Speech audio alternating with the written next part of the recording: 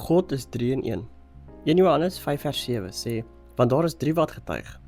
Vandag se vers herinner ons dat God 3 in 1 is, die Vader, die Seun Jesus en die Heilige Gees. En hulle werk almal perfek saam as 'n eenheid. Die Vader het jou geskape en het 'n plan vir jou lewe.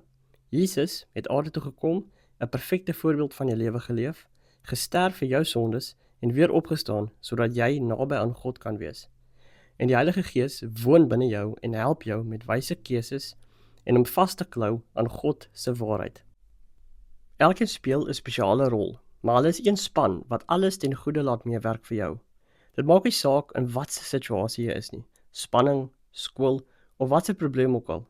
Jy's nooit alleen nie.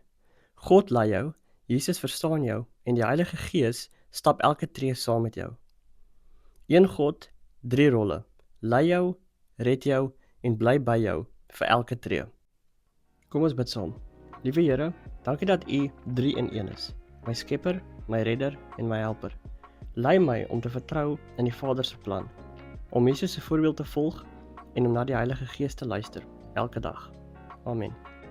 Vandag se uitdaging is: bedank God die Vader dat hy jou geskep het en vir jou liefhet. Vertel vir Jesus een ding waarmee jy sukkel en vra die Heilige Gees om vandag jou gedagtes en jou keuses te lei.